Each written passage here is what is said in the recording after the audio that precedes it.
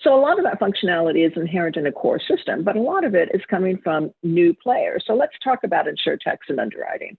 I mean, a lot of what the Insurtechs and the new digital entrants are bringing to the market is designed to disrupt the existing delivery, right? Some is designed to provide, to disrupt the margin recognition or to change the value chain.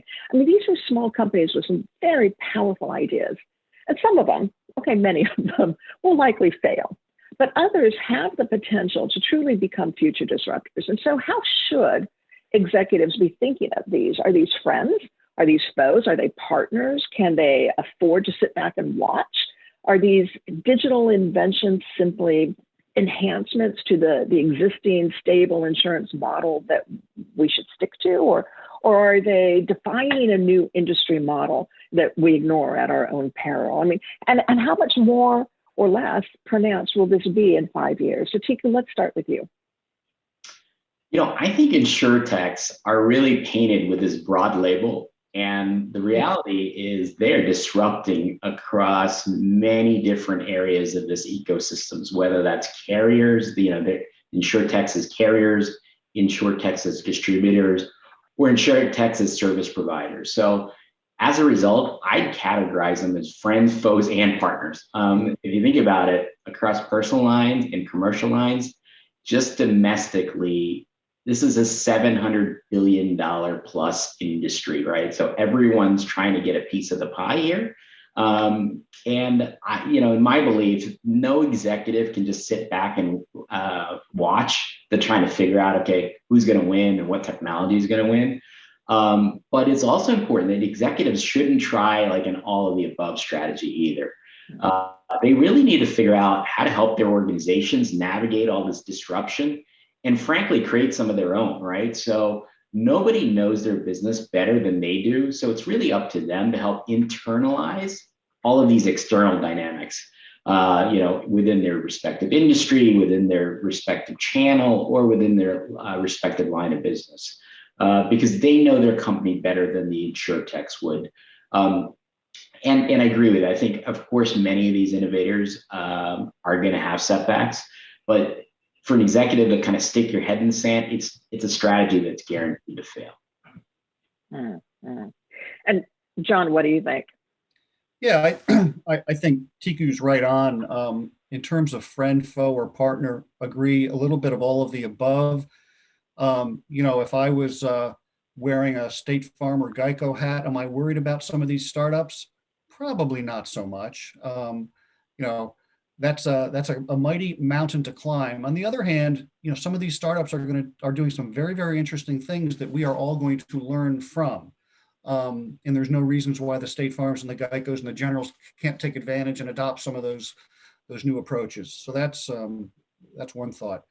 In terms of all the Insurtechs that are doing technology, analytics, data, services, wearing my professional services hat from Genpact, I say, in general, not foes at all, but all potential partners and friends. And as a matter of fact, that's a big part of the strategy that we have and the strategy that I'm guessing many of similar companies and carriers have. We can't build everything. We can't innovate everything. So we're really keen to partner with folks that are doing really cool things. Again, whether it's third-party data, analytics, digital tools, data extraction, I don't care what it is. We're looking at all these things. And so the trick, of course, is, where do you place your bets? How do you pick the few that you think will be very interesting and helpful to your business? And I'm sure Tiku's business is doing that, and our business is doing that, every day. So yeah, in general, friend and partner. And so the interesting thing is we see this disruption, and yet maybe this disruption is actually being a little bit suppressed right now. Let's talk about regulation, right? I mean, as a highly regulated industry, we tend to complain about the regulators, right? The amount of extra expense that we incur to comply with all of the processes, the restrictions that they put on us to provide oversight. But at the same time as we're complaining, in one respect, the regulators may also be protecting us, especially from new entrants, from people that might be coming into our industry. I mean, the regulatory requirements for entering and operating in the insurance industry create some pretty high barriers to entry. And so you can think of this kind of as being in a protective bubble, right? Which lets us act slowly. We don't have the same kind of pressures that truly innovative new entrants might use to completely disrupt the insurance model. I mean, regulation certainly is a cost, but it also drives us to create processes and procedures and contracts that are all designed to prevent every historical error that has ever been made. So how do we create a natural, authentic, great customer experience when our organization and industry DNA is coded to force compliance? Yeah, you want me to take that one? Yeah, oh, thanks, John. Yeah, John.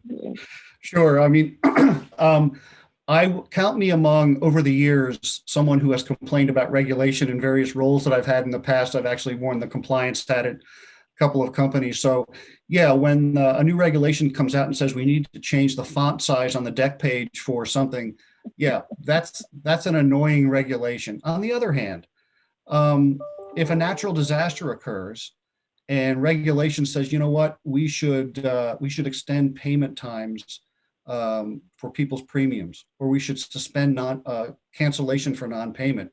Think about what's going on in Texas or prior hurricanes. Those are examples of really good regulations. Now, a lot of carriers might have done those things on their own anyway, but maybe some wouldn't. So I would count myself among the people that says, regulation is generally a good thing, despite some annoyances here and there. And regardless of what I think, it's baked into the process, it's baked into our business. And so the big carriers have figured this out. They have very large infrastructures to handle the change in the font size or modifying the payment cancellation thing for a disaster. That they can handle all that. And that is harder for a new startup to figure all that out. The second piece is just the maintenance. There is a maintenance cost to all this because you've got 50 states, various lines of business. And so it's not only making the change, it's knowing that you need to make the change. A regulation changes, a law changes, case law impacts something. Having the staff of people to monitor all that and then say, I need to make this change with my IT group. So is that a barrier to entry? Probably, but most of the industry, I think, has figured this out. And most of it is completely transparent to the customers, luckily. So I think, I don't think it's as much of an issue, despite the fact that those of us occasionally want to complain a little bit about it.